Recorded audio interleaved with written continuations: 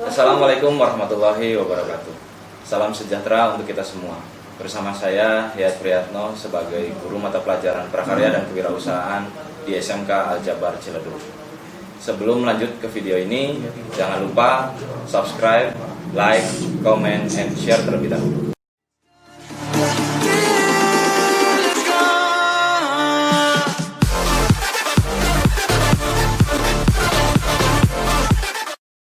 Anak-anakku sekalian, di masa pandemi ini, walaupun kegiatan belajar kita dialihkan di rumah, namun Bapak harap hal ini tidak menurunkan semangat belajar kalian semua.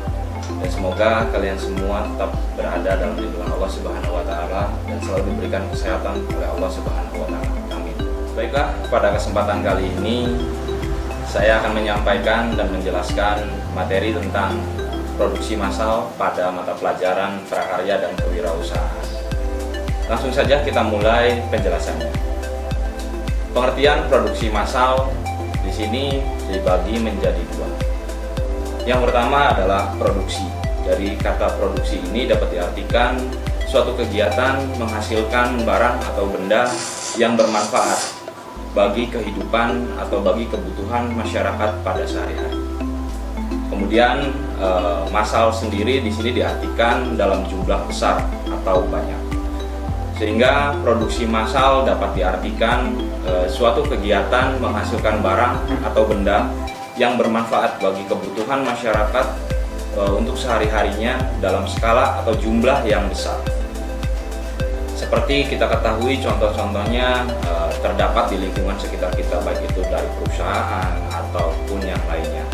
Contoh dari produksi massal di sini, yang pertama dari bidang otomotif. Di sini sebagai rujukan kita, sekolah menengah kejuruan adalah produksi roda kendaraan salah satunya yang diproduksi secara besar-besaran oleh sebuah perusahaan. Kemudian kalau kita berbicara di lingkungan sehari-hari kita, khususnya di lingkungan sekolah kita, terdapat banyak sekali perusahaan yang memproduksi produknya secara massal, contohnya seperti pabrik tahu di sini, kemudian ada pabrik tempe dan lain sebagainya.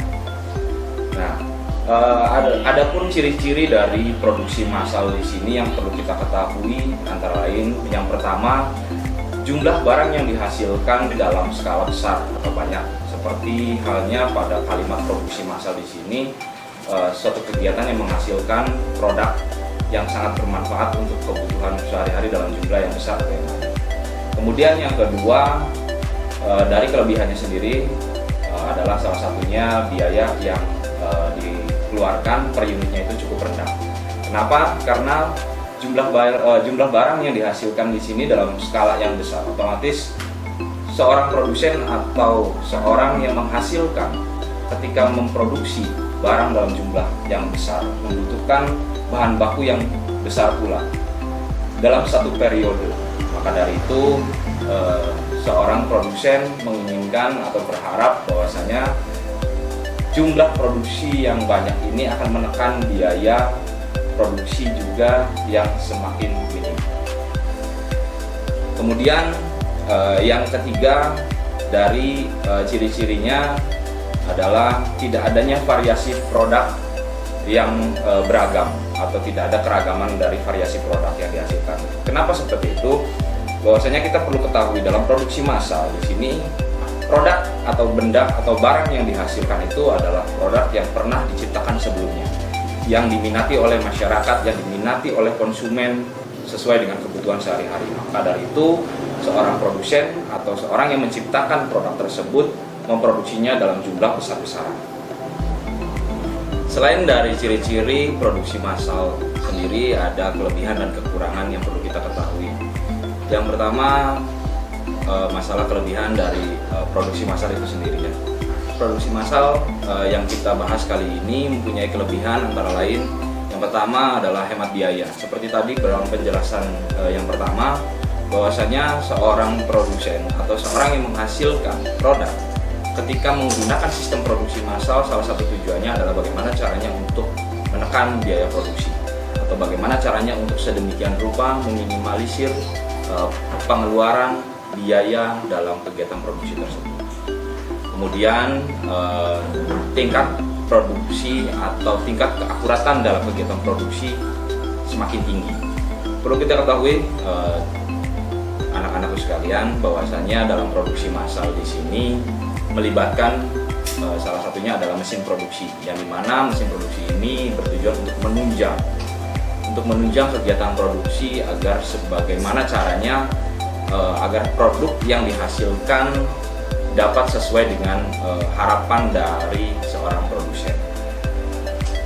Kemudian kelebihan yang ketiga adalah tingkat produksi yang cepat. Karena tadi dalam penjelasan sebelumnya, produksi massal di sini melibatkan mesin produksi, maka dari itu proses produksi yang dilakukan pastinya akan jauh lebih cepat. Berapa produk yang bisa dihasilkan dalam satu hari, satu minggu, satu bulan, bahkan satu tahun. Adapun kekurangan dari produksi massal, yang pertama adalah sistem produksi atau kegiatan produksi itu berjalan sangat kaku. Karena kenapa? Banyak produk yang dihasilkan tapi tidak ada keragaman. Maka proses produksi yang dilakukan dari mulai pembuatan sampai dengan finishing itu sama, tidak ada perbedaan satu dengan yang lainnya. Kemudian yang kedua, seperti tadi sudah dijelaskan di poin yang pertama, tidak ada variasi dalam proses produksi barang atau benda yang dihasilkan.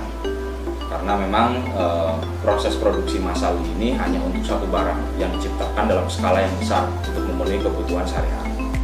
Kemudian kekurangan yang ketiga, di poin ketiga ini tidak ada jaminan produk laris atau tidaknya. Karena perlu diketahui sekali lagi bahwasanya dalam produksi massal atau dalam suatu produksi, laris atau tidak, laku atau tidaknya suatu produk itu tidak ditentukan dengan sistem produksi yang digunakan, baik itu massal ataupun tidak. Kita kembali lagi kepada kualitas produk tersebut. Kita kembali lagi kepada kualitas, kepada kegiatan promosi yang dilakukan oleh seorang produsen untuk memperkenalkan produk yang dihasilkan kepada masyarakat. Bagaimana caranya seorang produsen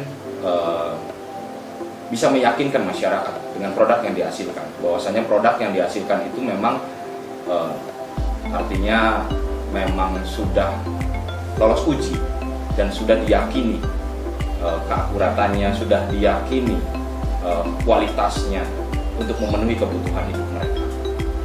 Baiklah, anak-anakku sekalian, mungkin itu saja penjelasan dari saya tentang materi produksi massal pada mata pelajaran prakarya dan kewirausahaan. Sebelum saya akhiri video ini, izinkan saya untuk mengingatkan kepada kalian semua. Jangan lupa kata ibu, selalu mengenakan masker, selalu menjaga jarak, dan selalu mencuci tangan dengan sabun. Karena hal itu semua dapat memutus mata rantai penyebaran COVID-19. Tetap semangat, terima kasih, dan saya akhiri. Billahi taufik wal hidayah. Wassalamualaikum warahmatullahi wabarakatuh.